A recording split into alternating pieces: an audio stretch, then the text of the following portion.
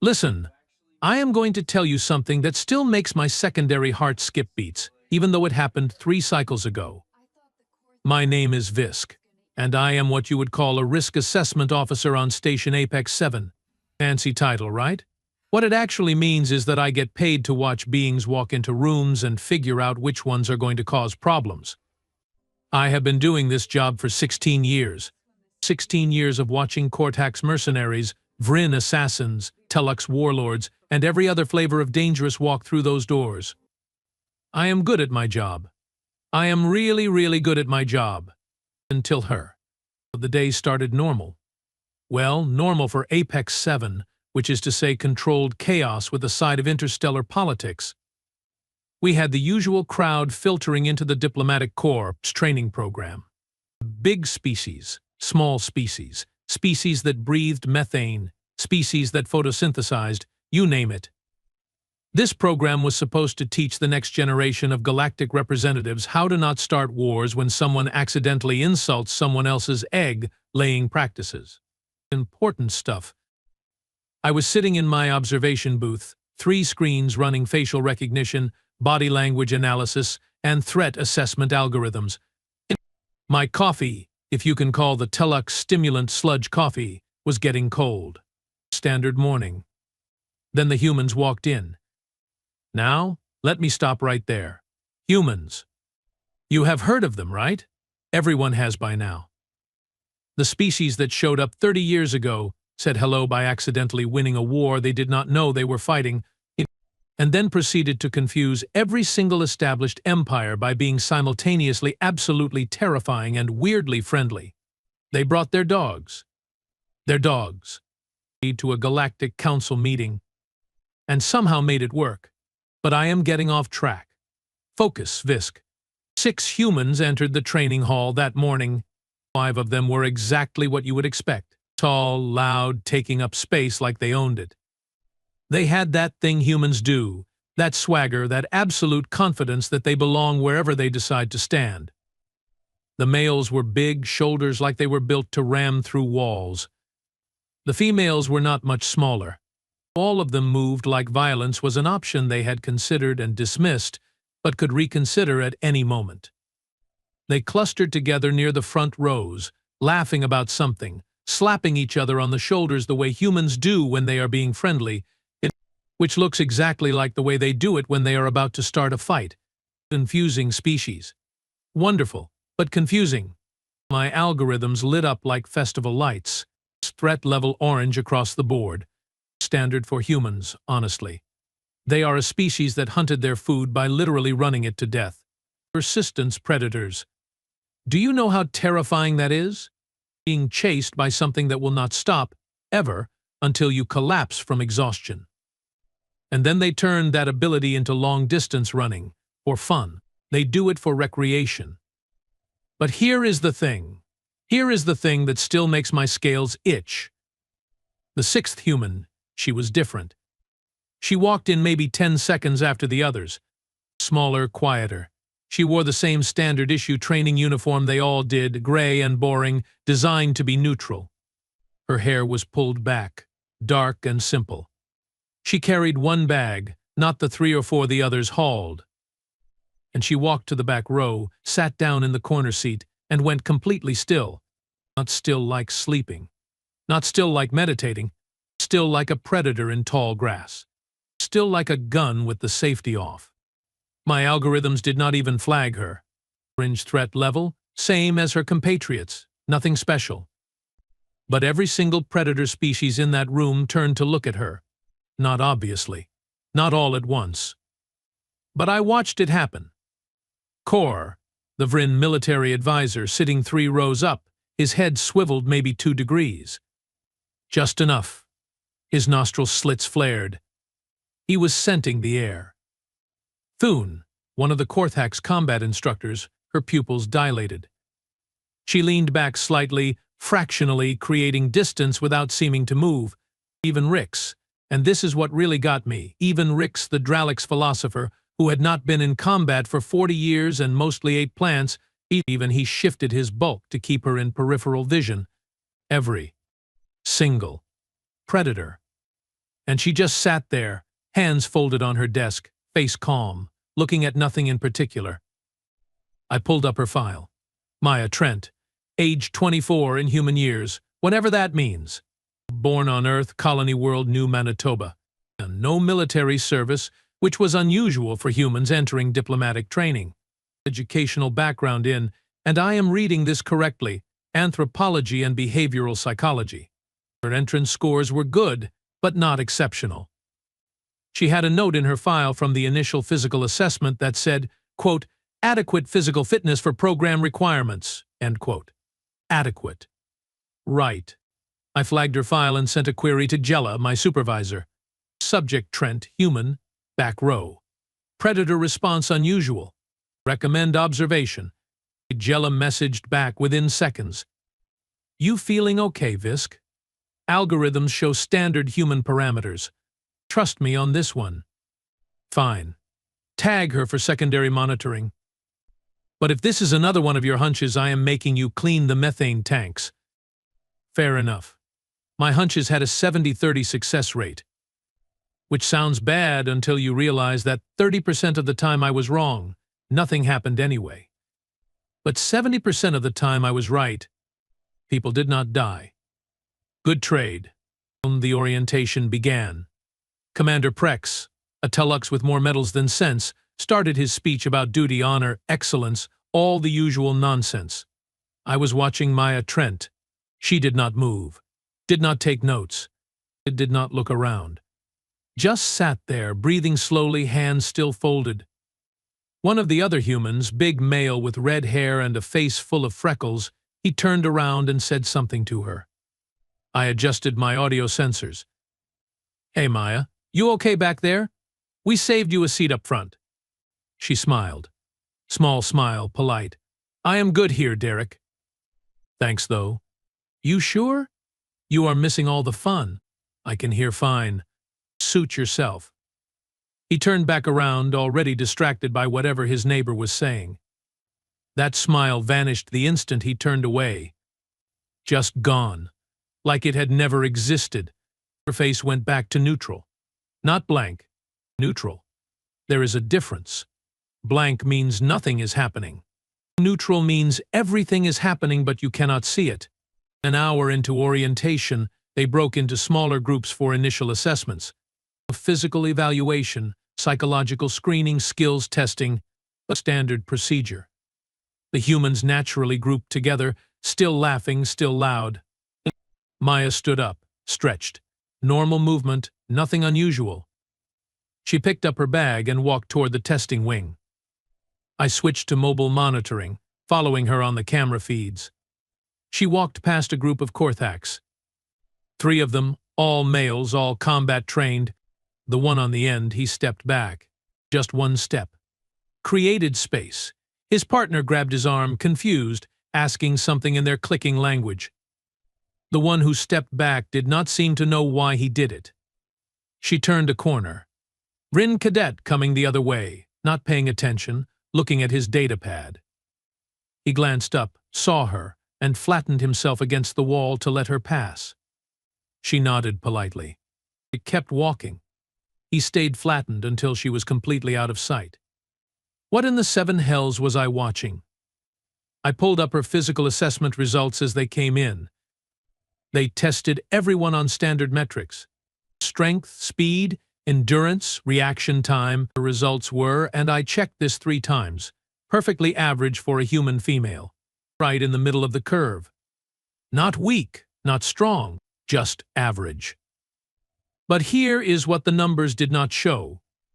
I watched the video feed of her assessment. They had her run an obstacle course, standard stuff. Walls to climb, barriers to jump, balance beams, the works. She completed it in average time. No records broken. But she moved through it like water. No wasted movement. No hesitation. She did not look at obstacles before dealing with them. She just dealt with them. Fluid. Efficient. Like she had run that exact course 1,000 times before, except she had not because this was her first day. The combat trainer, Thune herself, was watching. I zoomed in on her face. She was frowning. Not angry frowning, confused frowning, like she was trying to solve a problem that should not exist. Psychological screening was next. Standard interview format? They put her in a room with Dr. Venn, a Plutarian psychologist with 40 years' experience reading minds. Well, not literally reading minds, but close enough. I tapped into the audio feed. Probably against regulations. Definitely against regulations. But my scales were still itching. Dr. Venn, in his slow, careful way, Miss Trent. Welcome. Please sit. Make yourself comfortable. Maya sat. Same stillness. Thank you, Doctor. How are you finding the station so far? It is impressive. The architecture is remarkable. Are you nervous about the program?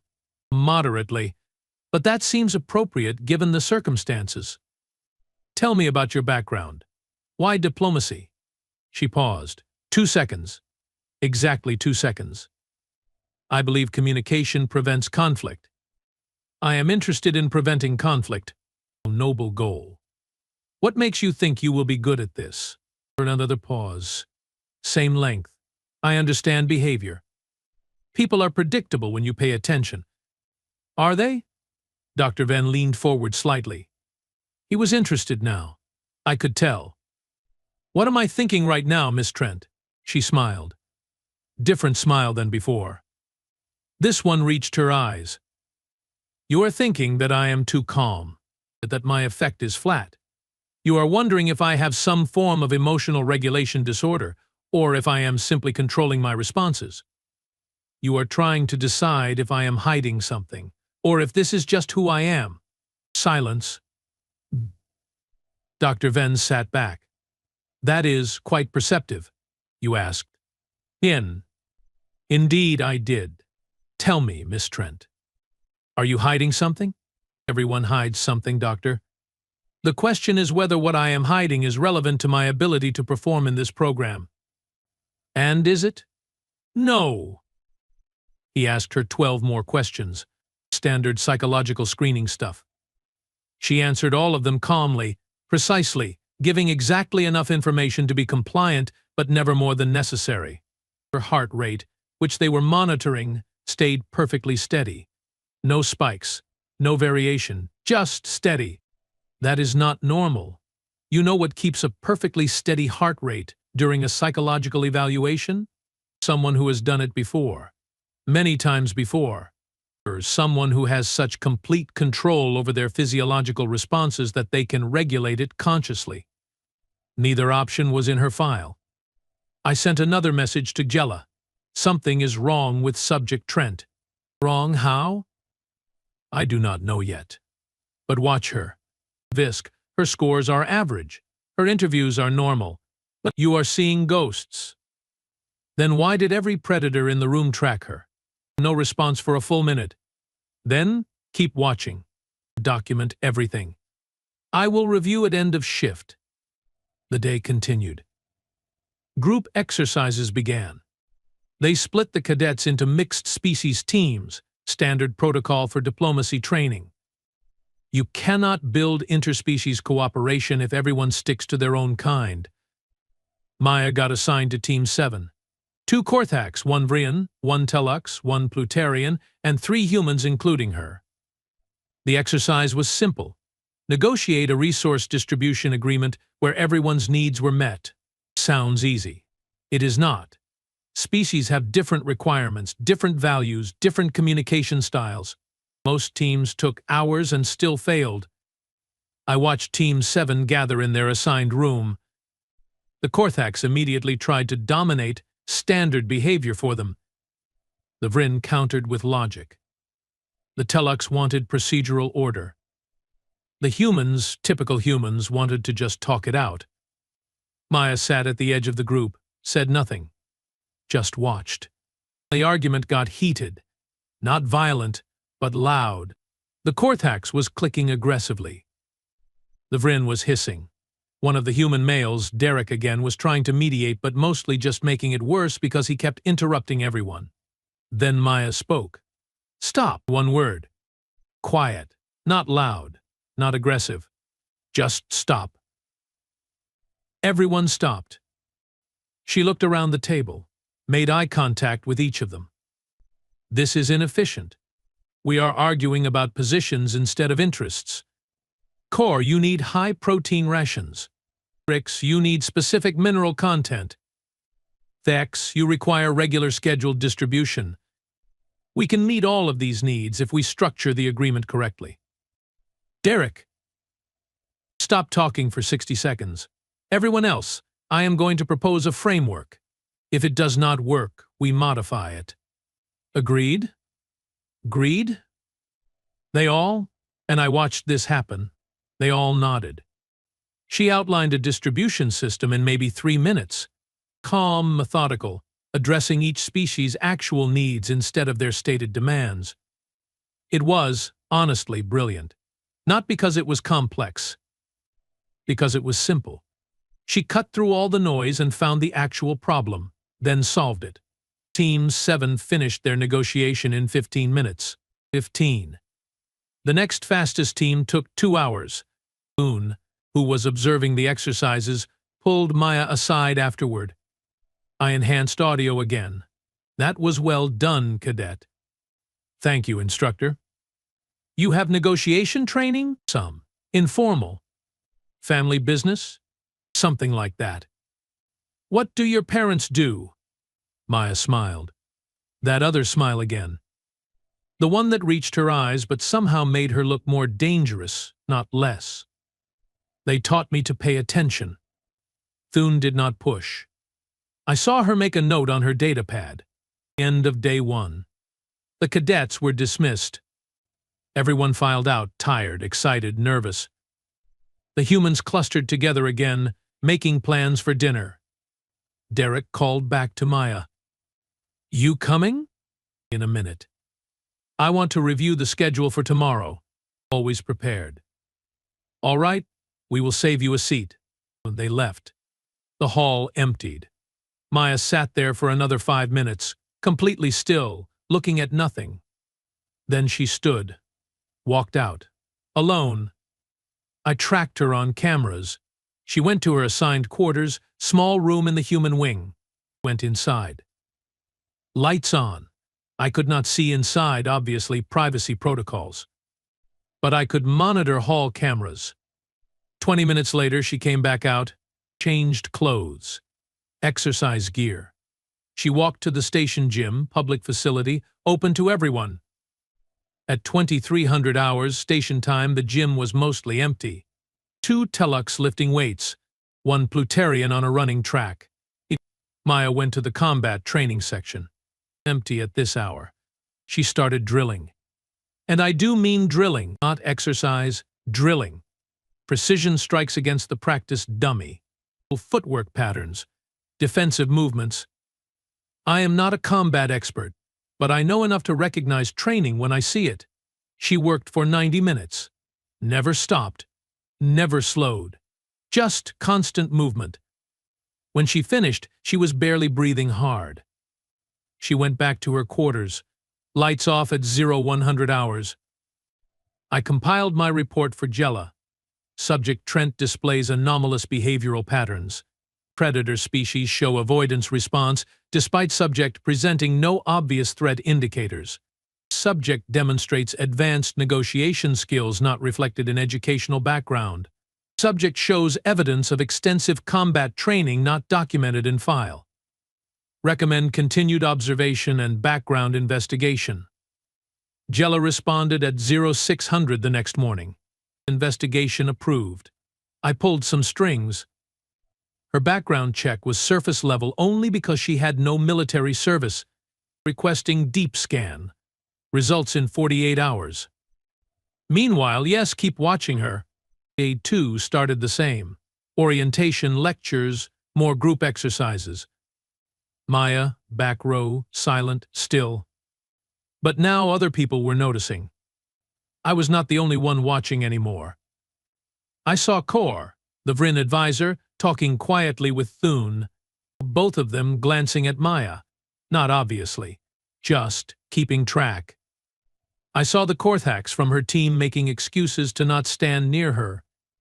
I saw other humans starting to give her space without seeming to realize they were doing it.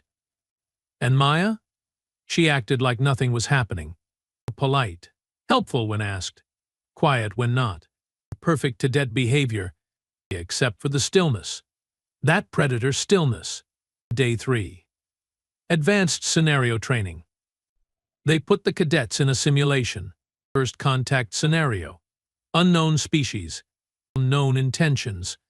Figure out if they are friendly or hostile and respond appropriately without starting a war. Most teams failed spectacularly. Some assumed friendly and got virtually killed. Some assumed hostile and started virtual wars. Standard curve for this exercise. Team 7, Maya's team, they approached it differently. Because Maya asked one question at the start. What do we actually know? They worked from evidence. Built a profile. Tested hypotheses carefully. When the unknown species showed signs of aggression, they did not respond with aggression. They responded with de-escalation while preparing for defense. When the species turned out to be testing them, evaluating whether humans and their allies could be trusted, Team 7 passed because they showed restraint and intelligence. Perfect score.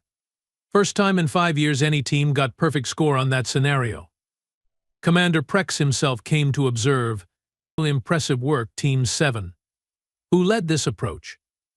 Derek, bless his honest human heart, pointed at Maya. She did, sir. She kept us focused. Prex looked at Maya. Really looked. Interesting. Your file says no military background. Correct, sir. Where did you learn tactical assessment? Books, sir. Books. Yes, sir. I read extensively. He did not believe her. I did not believe her. Nobody believed her. But what are you going to do? Call a cadet a liar on day 3 because she is too good at simulations? Prex made a note. Walked away. That night, the deep background scan came back. I was in my quarters when Jella messaged me. My office. Now. Bring coffee. That is never good. I went. She was staring at her screen, face unreadable. You were right, she said. Sit down. I sat. Dumb. Maya Trent. Age 24. Born on New Manitoba Colony. Parents listed as deceased, industrial accident when she was 6. Raised by her uncle. Uncle listed as civilian contractor. Normal life. Normal education. Normal everything. But I had a friend run a deeper check. Facial recognition through every database we have access to. Guess what we found? What? Nothing. No matches. At all. Before age 6, Maya Trent does not exist. My scales went cold. Identity fabrication? Maybe. Or maybe her parents really did die and records were incomplete. Colonial bureaucracy is terrible. But here is the interesting part. That uncle? Civilian contractor is technically true.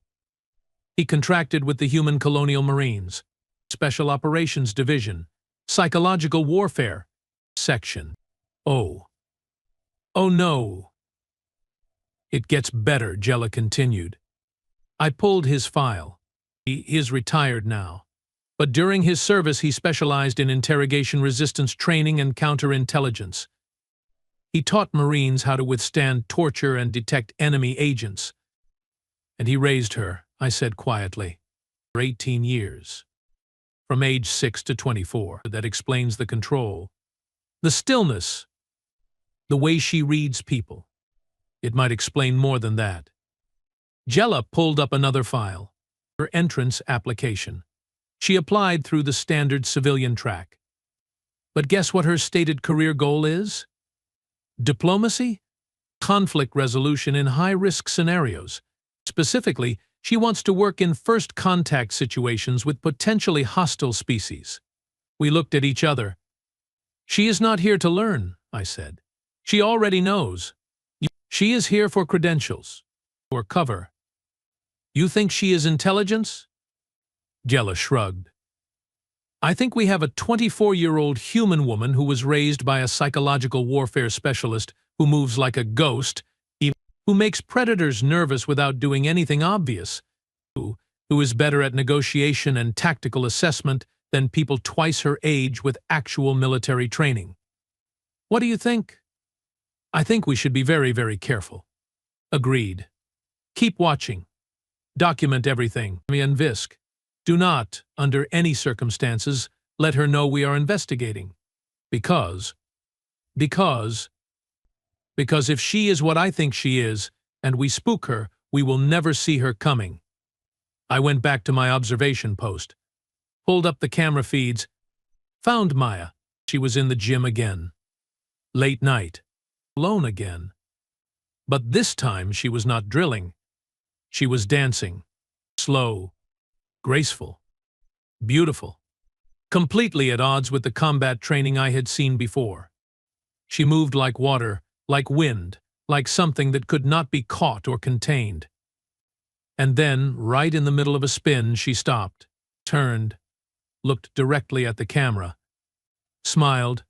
That smile, the dangerous one. She knew we were watching. Maybe not the investigation, but the cameras, the observation. She knew. She waved. Small wave. Friendly. Then she went back to dancing. My blood went cold in my veins. Day for tomorrow, and I had absolutely no idea what was going to happen. But every instinct I had, every warning sense in my predator brain, was screaming the same thing. Be very, very careful with this one. Because Maya Trent was not what she seemed. And neither, I suspected, were her intentions for being here. Day 4 began with me not having slept at all. You try sleeping when you know someone knows you are watching them and they do not care. Actually, worse than not caring. She was amused. That wave. That smile. She was amused. Yawn. I showed up to my observation post early, coffee equivalent in hand. 3 screens running. Jella had assigned 2 more observers to help me. Krell, a Dralix with pattern recognition skills that made computers jealous. And Tess, a human actually, former military intelligence herself. If anyone could spot another intelligence operative, it would be her. So, Tess said, settling into her chair with her own coffee, real earth coffee that smelled like burnt dreams and tasted worse, we are babysitting the scary quiet girl? Something like that, I replied. I read the file. Uncle in PsyOps. No background before age 6. Perfect control. Makes predators twitchy. She sipped her terrible coffee. Yeah, she is one of ours. One of yours? Intelligence asset. Maybe not official, but trained. Definitely trained. You do not get that kind of control without years of conditioning. She pulled up Maya's psychological profile. Look at this. Heart rate variability. Normal humans? All over the place. Stress, excitement, fear, it all shows. Her? Flat line, that is not natural. That is trained. Krell rumbled from his station. Subject entering common area. Multiple cadets present. We watched the feeds. Maya walked into the breakfast hall. Normal morning. Cadets getting food, socializing, preparing for the day. The loud humans were at their usual table. Derek saw her, waved. Maya. Over here. She smiled. The polite one. Got her food, walked over. But here is what I noticed. Here is what my 3 screens, my algorithms, my 16 years of experience noticed. She walked a path that kept her back never exposed. She sat in the chair that faced the entrance. She positioned herself so she could see every exit. And she did all of this while looking completely casual, like she just happened to choose that spot. Tess noticed too. Textbook tactical seating. She does not even think about it anymore. It is automatic. The conversation at the table was typical human chaos. Loud, overlapping, everyone talking at once. Maya ate her food slowly. Listened. Spoke occasionally. Short responses. Asked questions that made other people talk more. She is profiling them, Krell observed. Each question targets personality assessment. He was right. She was not making small talk. She was gathering data, learning how they thought, how they reacted, what motivated them. And they had no idea. They thought she was just quiet, just listening, just being friendly. The Day 4 schedule was combat training, not serious combat, basic self-defense. Every diplomat needed to know how to protect themselves in case negotiations went badly, which they did, often. The instructor was Thune. She did not look happy. I enhanced audio on the training room. Today we cover hand-to-hand basics. I do not expect you to become warriors. I expect you to survive long enough to run away. Fighting is Plan Z. Running is Plan A. Understood? Chorus of affirmatives. Pair up. Mixed species where possible. We start with basic stance and movement. The cadets paired off. Maya got partnered with one of the Korthaks. Big male.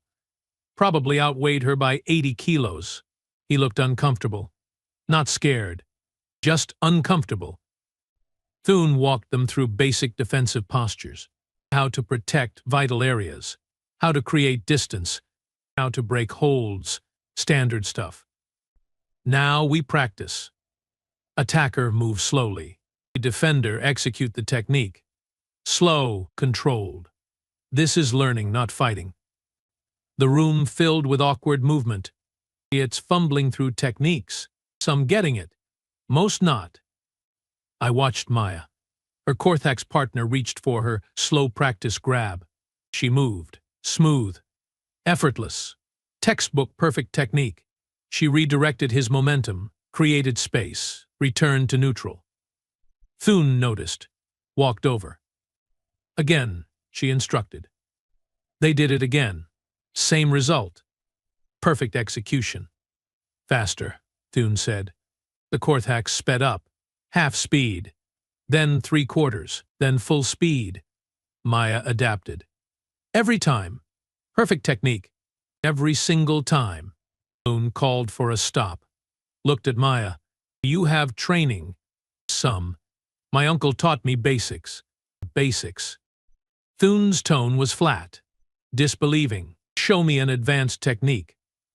I only know basics, instructor. Show me your best basic then. Maya glanced at her partner. May I? He nodded.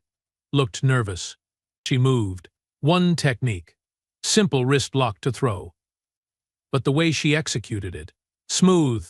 Effortless. Absolute control. She put the Korthaks on the mat without hurting him. Helped him up immediately. Apologized quietly. Thune stared. That was acceptable. Continue practicing. After class, Thune pulled Maya aside again. I watched on cameras. Who trained you? My uncle. I told you.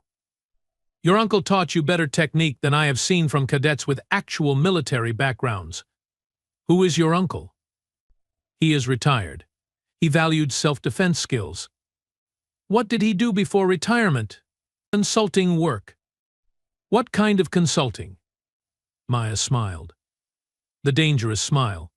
The kind he did not talk about, instructor. I learned not to ask questions. Thune let her go. Made more notes. Tess, watching from observation, whistled low. She just told Thune exactly nothing while appearing to be completely cooperative. That is advanced interrogation resistance. How advanced? I asked. The kind where you go through months of training getting actually tortured so you learn to give up information slowly. Drip by drip. Making them work for every piece. She is doing it in casual conversation. Tess shook her head. Whoever trained her? They trained her right. The afternoon brought surprise scenario training. No warning. Just alarms. Simulated station breach. Hostile forces. Evacuate to safe zones. Standard drill. Happened twice a year. Tested emergency responses. Most cadets panicked. Some froze. A few followed training. Maya? Maya moved like she had been expecting it. While everyone else was looking around confused, asking questions, waiting for instructions, she was already moving, not running, walking quickly, purposefully, toward the designated safe zone for her section, but not the shortest route. She took a path that avoided choke points, or avoided areas where hostile forces in simulation would likely set up ambush positions. She moved like she could see the tactical overlay that the instructors were using to guide the scenario.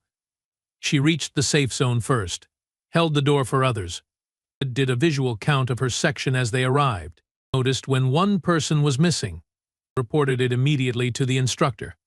Perfect execution. By the book. Better than by the book. The missing cadet, turned out, had frozen in his quarters. Panic attack. Maya volunteered to go back with the instructor to retrieve him, talked him through breathing exercises, kept him calm, got him to safety. After the drill, Commander Prex called her to his office. I definitely was not supposed to monitor this conversation. I monitored it anyway. To Trent. Excellent performance today. Thank you, Commander. You seem remarkably calm under pressure. I do not see value in panic, sir.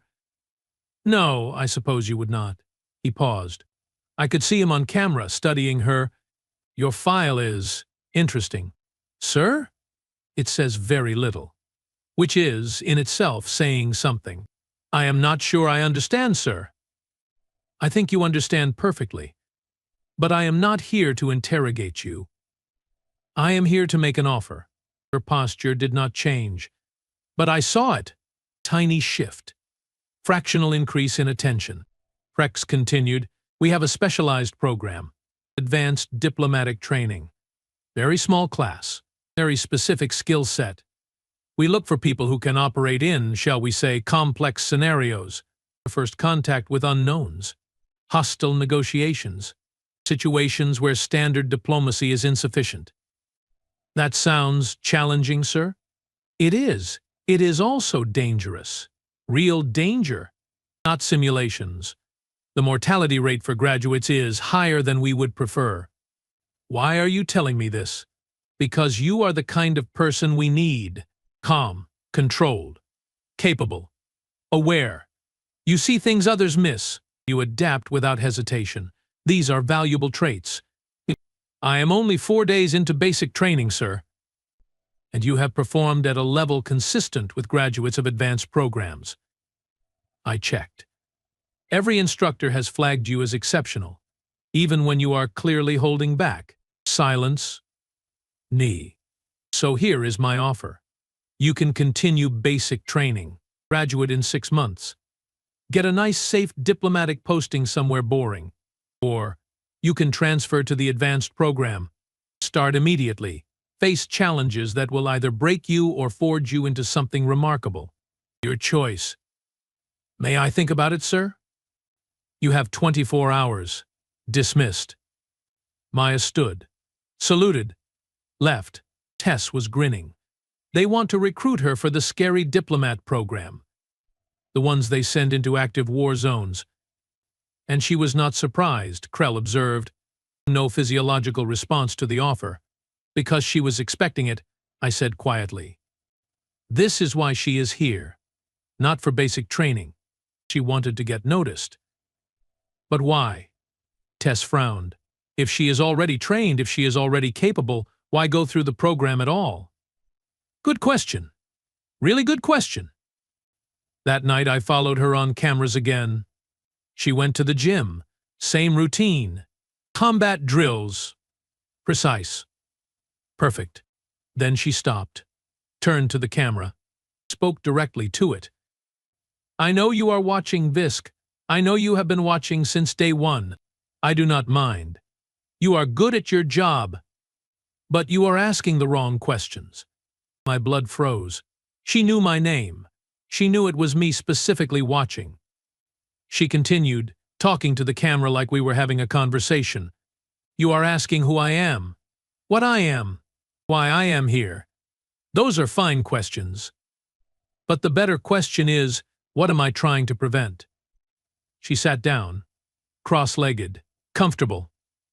Like this was completely normal. 3 months ago I intercepted intelligence. Not officially. I am not official anything. But I have connections. This intelligence indicated a potential threat to the Galactic Diplomatic Corps training program. Specifically, where? To this station. A group that wants to destabilize human integration into galactic society. They plan to attack during training, make it look like humans are dangerous, uncontrollable, not fit for diplomatic roles. My hearts were both racing. I messaged Jella immediately. Get Prex, get security, now. Maya kept talking. I could have reported this through official channels, but I have no official standing, no credentials, no proof, just intelligence from sources I cannot reveal.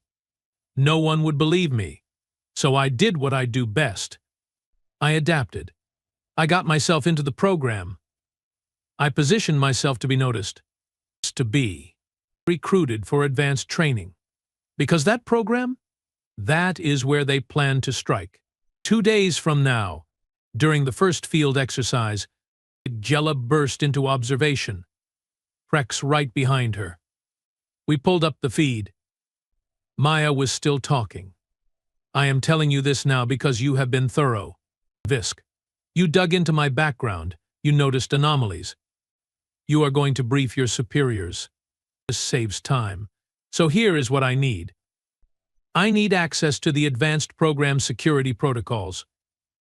I need a list of all cadets who applied in the last year. And I need you to trust that I am here to help, not harm. She stood, walked closer to the camera. I am good at what I do. What I do is prevent conflicts before they start. Sometimes that means diplomacy. Sometimes it means infiltration. Sometimes it means being the quiet person in the back row that everyone underestimates. Check your secure channels. You will find a data packet under encryption key 773. That is the intelligence I gathered. Verify it. Then decide if you want my help. She walked out of frame. Prex was already on his command tablet. Encryption key 773. How does she know our security codes? Because her uncle probably set them up, Tess said quietly.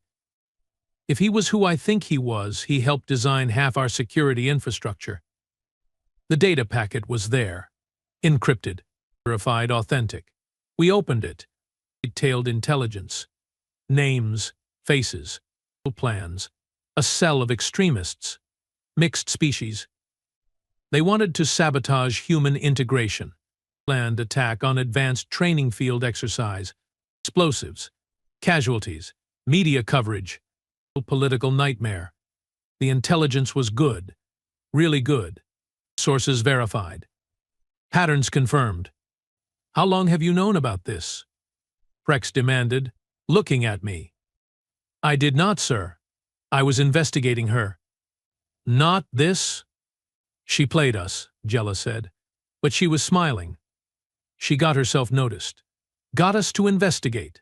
Knew we would find enough to worry but not enough to understand. Then she revealed herself on her timeline, with evidence, with solutions. Is she human intelligence? Prex asked. Tess shook her head. I do not think she is anyone's intelligence. I think she is freelance, very well-trained freelance, acting on information she gathered independently. Why? Because, I said slowly, understanding clicking into place, her uncle raised her to prevent conflicts, taught her everything he knew, then probably died or retired, leaving her with skills and no official outlet. So she uses them anyway, because it is what she knows how to do. Prex made a decision. Bring her in now. I want to hear this from her directly. They found her in her quarters, reading, calm. Like she had not just dropped an intelligence bomb on station security. She came to Prex's office without protest, sat down, waited. Explain, Prex said. So she did. Calmly, methodically. She had sources. People her uncle knew. People who trusted her because they trusted him. She heard about threats. Investigated, confirmed. then positioned herself to intervene. "Why not just report it?" Prex asked. "Would you have believed me? 24-year-old civilian with no credentials, no clearances, claiming she has intelligence on a terrorist cell? You would have investigated me, found nothing official, and dismissed it. People would have died. So you infiltrated the training program." I applied legally, scored well enough to be accepted, then performed well enough to be noticed. I knew your risk assessment protocols. I knew VISC would flag me, knew you would investigate. I knew you would find anomalies that would make you pay attention. You manipulated us. I provided you information in a context where you would take it seriously. Yes. Prex was quiet for a long moment. The attack. You can stop it? If you give me access to the protocols. If you let me work with your security team. If you trust me. Yes, I can stop it. And if I do not, she met his eyes.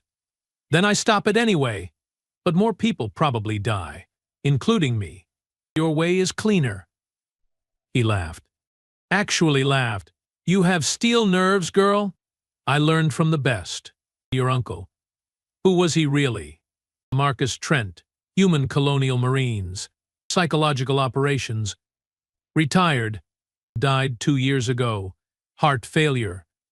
He spent his last years teaching me everything he knew. Because he said the galaxy needs people who can see threats coming and stop them quietly. He was right. It was right. Prex made another decision. You are officially recruited into the advanced program, effective immediately. But you work with my security team, full cooperation. No more secrets. Agreed? Agreed. The next 48 hours were chaos. Good chaos.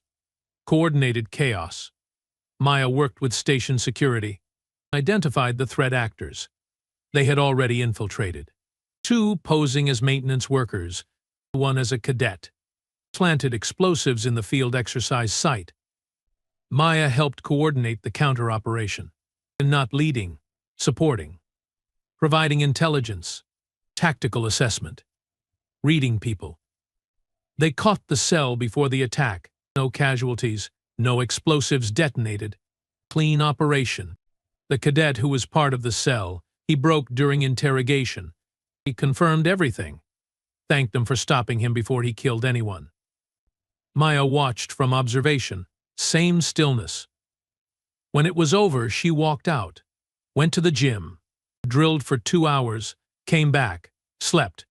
The next morning, Prex called her back to his office. You saved lives, cadet. We saved lives, sir.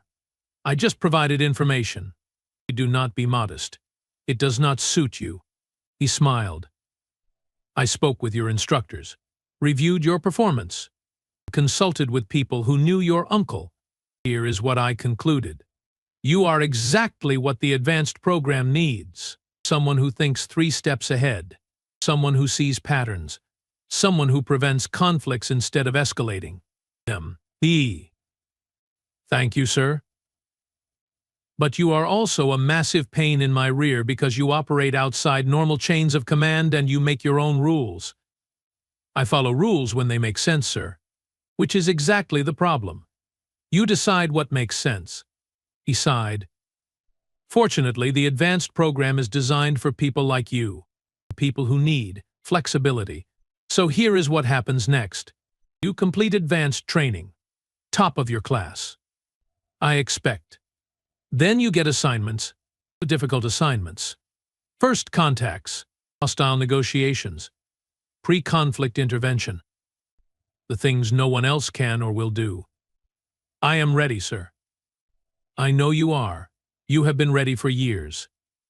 We are just giving you credentials now. He paused. One question. That smile. The one you do. The dangerous one. Where did you learn that? She smiled. That exact smile. My uncle taught me.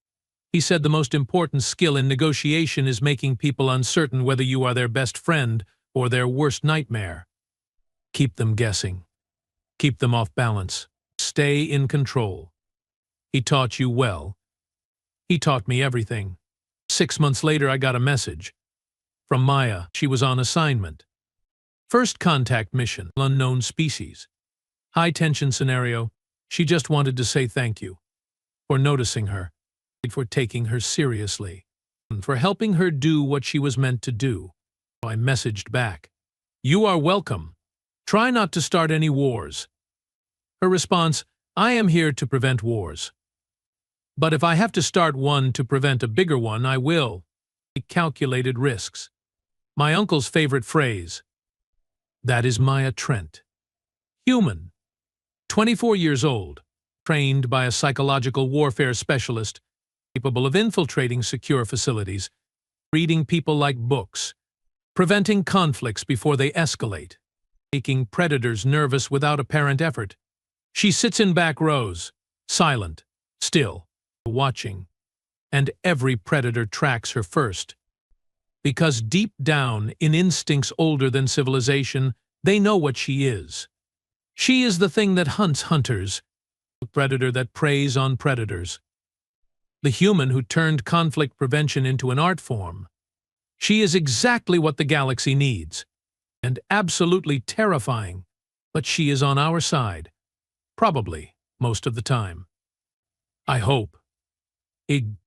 Because if Maya Trent ever decides the galaxy is the threat she needs to prevent, we are all in serious trouble. But until then, I sleep easier knowing she is out there, sitting in back rows, silent, still, watching, preventing the wars we will never know almost happened. That is the thing about humans. They are not just persistence predators who run prey to exhaustion. They are not just pack hunters who coordinate perfectly. They are strategic thinkers who fight wars before they start, to infiltrate, who adapt, who learn. And sometimes they raise children who become those skills personified. Maya Trent is not special because she is superhuman. She is special because she is completely human, taught by another human, using human methods, achieving human results. And human results, in galactic terms, mean prevented catastrophes, saved lives, maintained peace. So yes, she sat in the back row, silent. But every predator tracked her first, because they knew, they sensed, they understood on some deep level. She was not prey. She was never prey. She was the guardian, the watcher, the one who sees threats and ends them quietly. She was human. And that, it turns out, is exactly what makes her so formidable. My name is Visk. I am a risk assessment officer on Station Apex 7. And I just learned that the biggest risk is not the threats you can see. It is the threats that get stopped before you ever know they existed. By quiet humans. In back rows. Watching. Always watching. Thank you, Maya Trent, for teaching me that lesson. And thank you, Marcus Trent, wherever you are, for raising a daughter who saves the galaxy one prevented conflict at a time. We are lucky to have her. Even if she does scare the hell out of us,